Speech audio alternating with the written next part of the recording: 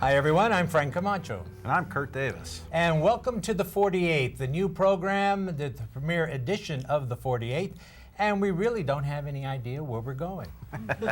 But it's going to be fun, that's for one thing. Absolutely. Hopefully we'll be bringing a really unique perspective to Arizona and national politics. And we'll be able to talk to one another instead of shouting at one another. Absolutely, even when Frank's wrong. And whenever he's wrong, which I think is most of the time, but what the heck. And we're very pleased and very honored that our first guest on this premiere edition of the 48th is Arizona's senior Senator John McCain. Welcome, Senator. Thank you very much for being with us. Thank you, Frank, Kurt, and congratulations on your new program. And with all the years of experience and knowledge and background you've with Arizona and Arizona politics, I'm sure it'll be a very interesting program. Thank you, sir. Well, to make our show a little different, we're going to go straight first to a question from one of our viewers for you, giving a man-on-the-street perspective. Good. How big of a threat is Ebola to American citizens, and do we really need an Ebola czar? I think that it's clear that this is a significant threat. The question, I think, is whether and how difficult it will be for us to get it under control. There's no doubt that mistakes have been made and the confidence of the American people have been shaken. We were told there would never be a case in the United States of America, and obviously that's not been right. The woman that was exposed that called and said would it be okay for her to be on an airliner, obviously. So mistakes have been made. The president has appointed a, quote, czar, which disappointed me because I had hoped it might be somebody with a medical background rather than just a political background.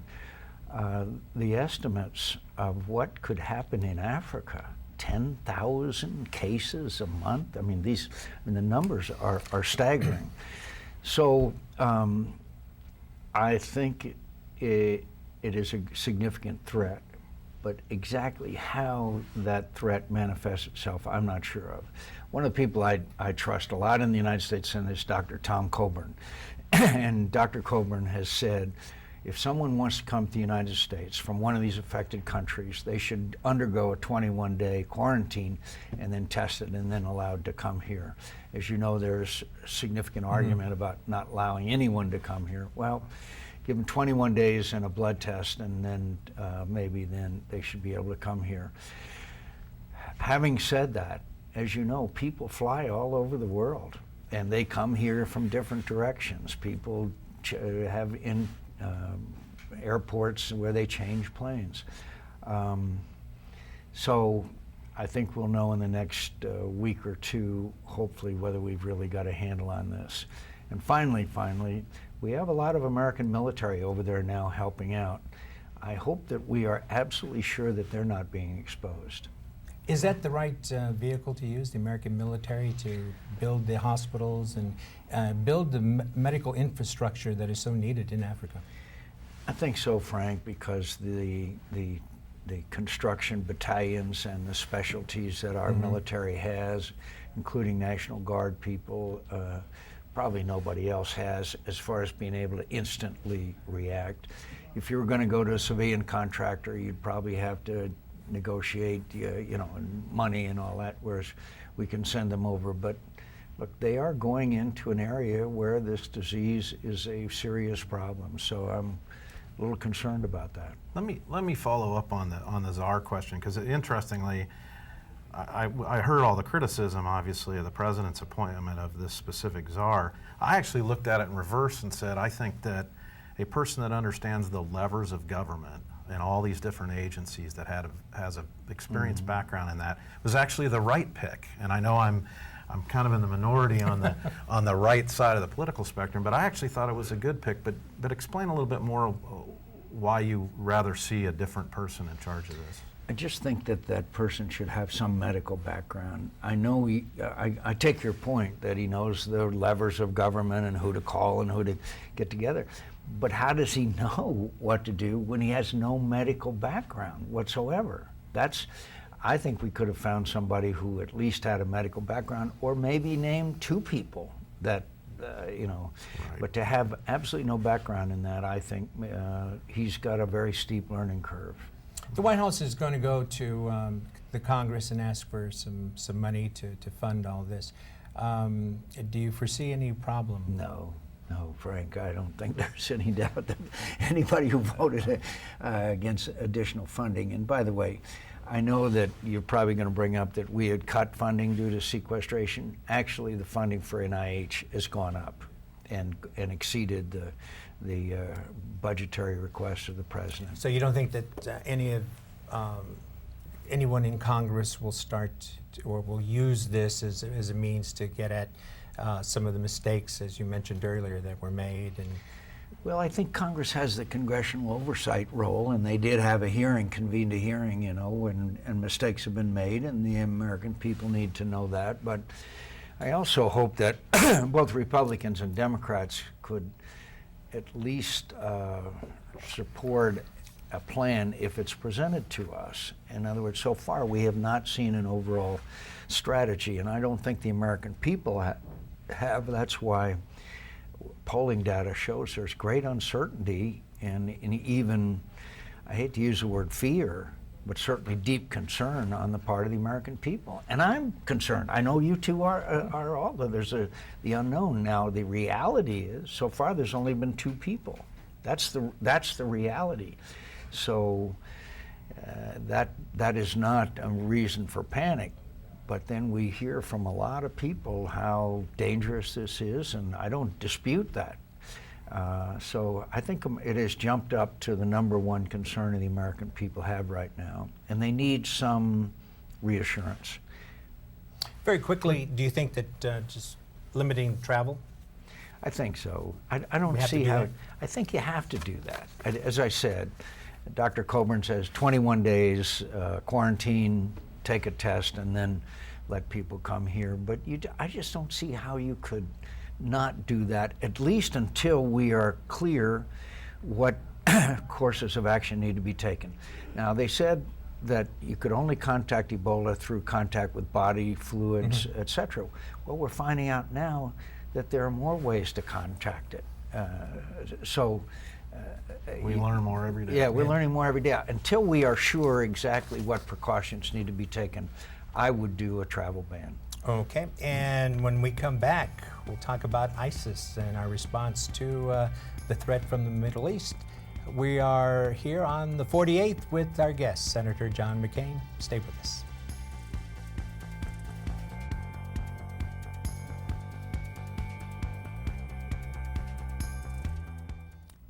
Welcome back to the 48th. I'm Frank Camacho. And I'm Kurt Davis, and we're very fortunate to have Senator John McCain with us. But I think we're going to also go directly to another question from a viewer, Senator. Okay.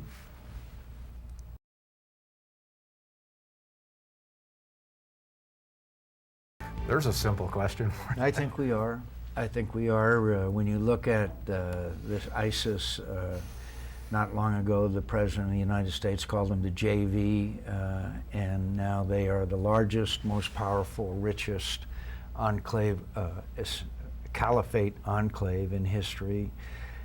They control area as large as the state of Indiana, and they are dedicated to destroying us over time. Now, we get into a lot of nuance of words. There's no immediate threat, but the director of the CIA and the FBI and the Homeland Security Secretary all say they are a threat, a direct threat, but I believe they're a direct threat. The guy that was, that's the head of ISIS, a guy named Baghdadi, 4 years in our prison in Camp Bucca in Iraq. The day he left, he said to his American captors, he said, "I'll see you in New York." I don't think there's any doubt what they want to do. But they are winning in the respect that they're able to take more and more territory in Iraq, and of course they have a good portion of Syria as well.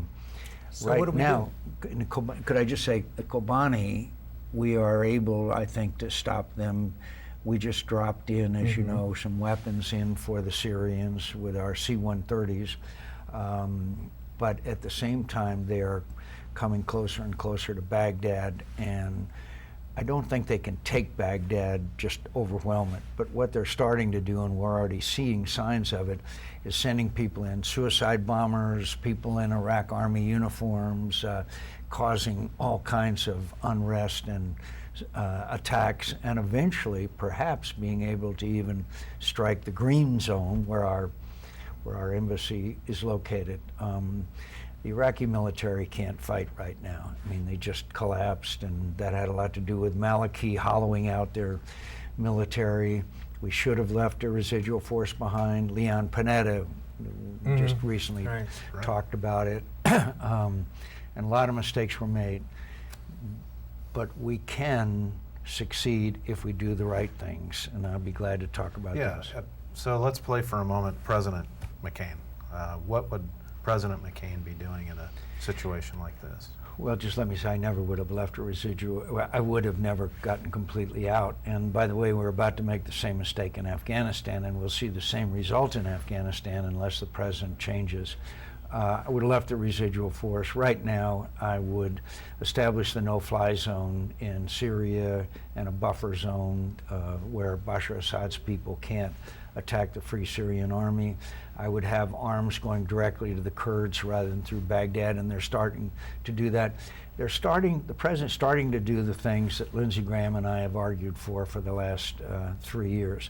You got to beef up and train the Free Syrian Army, and you also have to go through the long process of rebuilding the Iraqi military.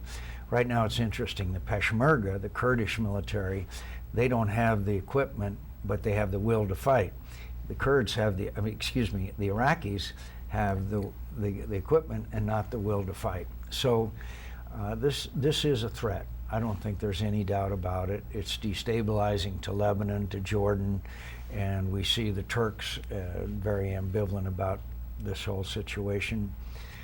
And so what it requires is American leadership. How do you sell it to the American people, though, who are perhaps war-weary? Frank, your point is extremely well made.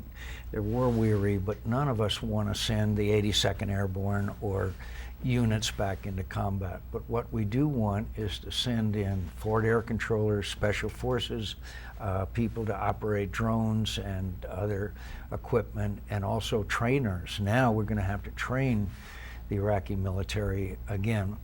And that could be some thousands we already got 1,700 there, but it could be 10 to 15,000, but not in a direct combat role as before.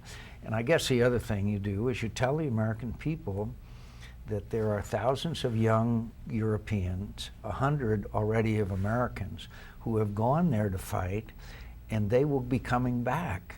And we are hearing of attempts to at least enact acts of terror on the United States. So a lot of these Europeans that are there, and there's at least 1,000, they come back to Europe, they can get on a plane. They don't need a visa. They can get on a plane and fly to the United States of America. And I don't think there's any doubt about what their intentions are. Who funds ISIS, Senator McCain? Who what? Who funds ISIS? Where are well, they you know, getting? when they took the Mosul Bank, they got $400 million of American dollars. They're also taking over some oil reserves, and they're selling that oil on the black market. By the way, we are taking some of those capabilities out with airstrikes. But also, the fact is, and it's unfortunate, that there are wealthy Middle Easterners that are sending money to ISIS, who are, by that Salafist philosophy. And by the way, my dear friends, the ISIS announced about a week ago that according to their interpretation of the Koran, they can enslave women. They can enslave women. I mean, this is really horrible, the things that they're doing. And going back to your question, Frank, since these horrible beheadings took place, American public opinion has switched very dramatically, that they're horrified by it and they think we ought to intervene. Now, exactly how they want that and to what degree and all that is not clear, But again, it requires the president talking to the American people about this. Do you think we've had a consistent foreign policy, especially in that region, post 9/11, from either the Bush or the Obama administrations? I think it's very clear that we had to go to Afghanistan. That's where the attacks came from, the Taliban, Al-Qaeda. I mean, that's where Osama bin Laden was. And we did the right thing there. But we took our eye off the ball when we went to Iraq. But remember, it was Colin Powell that went to the National Security, to the United Nations Security Council, told the people in the world that Saddam Hussein had weapons of mass destruction. So we took our eye off Afghanistan. 2006, we started the surge. The surge succeeded. If we had left a residual force behind, Iraq would be stable today, in my strong opinion. But you know, I don't mean to be too anecdotal, but I was in Louisiana at a veterans rally for the candidate there. A young man came up to me and he said, Senator McCain, I was at the Second Battle of Fallujah. Second Battle of Fallujah, we lost 86 Marines and soldiers, 400 wounded. Biggest battle of the Iraq War, to take Fallujah back. The black flags of ISIS fly today over the city of Fallujah. And he said to me, he said, I lost some of my friends in that battle. He said, what do I tell their mothers? I didn't have a good answer for him. That's a tough one. That is a tough one. We'll be right back.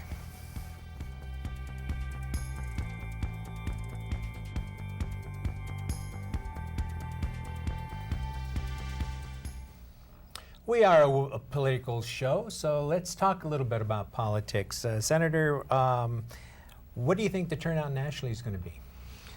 You know, I'm hearing from very smart pollsters that the intensity level is almost at an all-time low, and that is because voters are not happy with either party.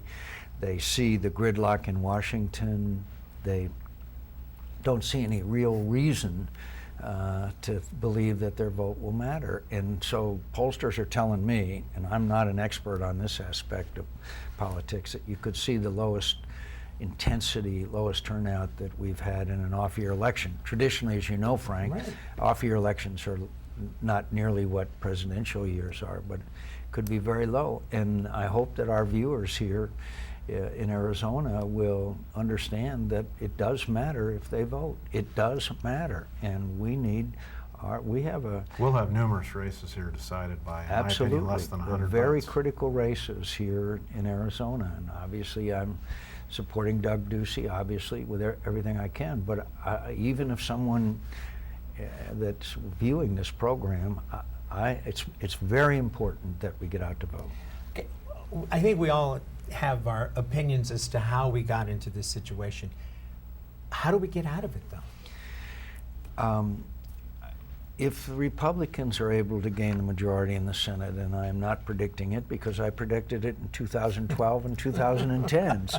But if they do, perhaps we could see a repeat of what happened in the 90s, if you remember, with President Clinton, with Newt Gingrich and Bob Dole.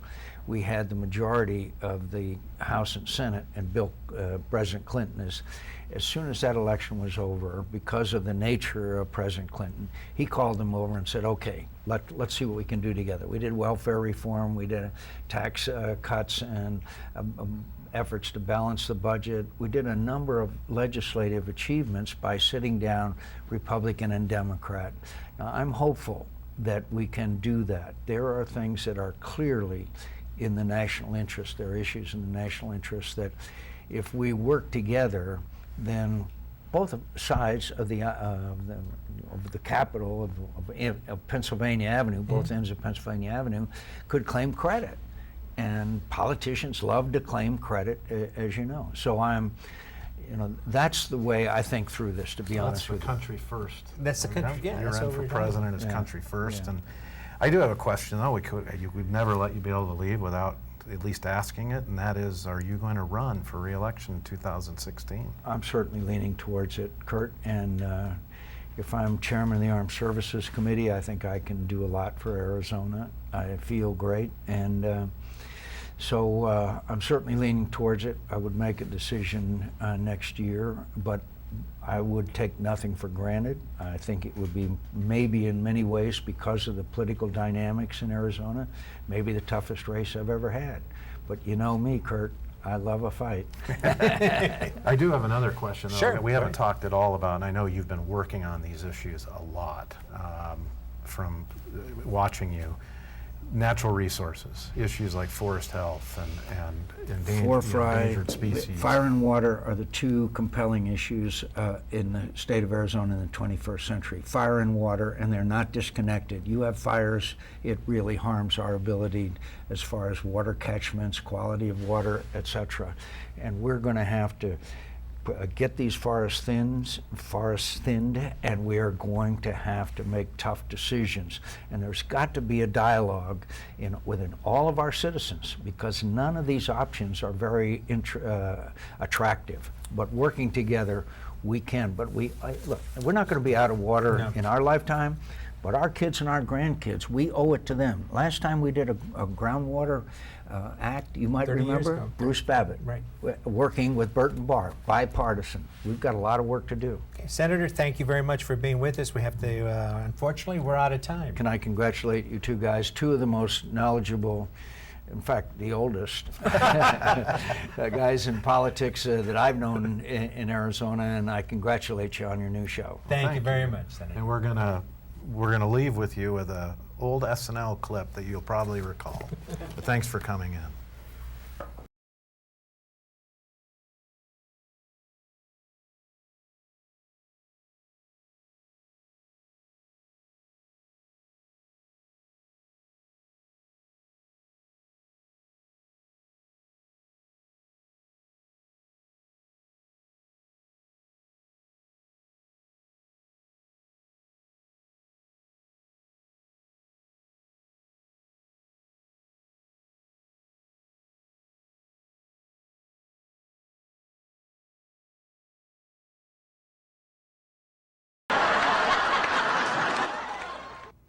Welcome back to the 48th. In just a few days, Arizonans are going to the polls, pick a new governor, among other things, a new legislature. And Kurt, I haven't really seen anything new from the R's. It's the same old, same old. Let's cut taxes for business. Let's stimulate the economy, yet we're still projected to run record deficits. Well, I think, Frank, you are seeing people talking about, one, they have a constitutional responsibility to balance the budget. Two is how do you invigorate the economy, and I think you see the Republican Party with a plan to do so. But it hasn't and worked. Thirdly, It's the same restore old plan. education funding, which is also, as you know, another key component of this election. But this plan, I mean, it hasn't worked. It's the same old, same old. I would disagree. Jobs are up, and if you look at federally, if you look at what President Obama's done, he's basically created government jobs. He hasn't created real private sector jobs. I think in Arizona, you're seeing the jobs bill and package is going to take a year or so to really take hold and create change. And I think you have candidates talking about those things. Okay, Senator McCain, real quick, because we only have about 30 seconds. Senator McCain said real quick that the turnout is going to be low because people don't like Republicans, they don't like Democrats. So what do you think is going to happen in Arizona? I think we're going to have turnout that's pretty close to 2010. You'll see a small spike on the Republican side, probably a small decline on the Democrat side, and independents kind of holding even, which is in itself really the story, because they're the majority, quote-unquote, party in the state, and they're going to turn out in low numbers. Okay, we'll see what happens when we come back next week. And we invite you back next week for another edition of The 48th.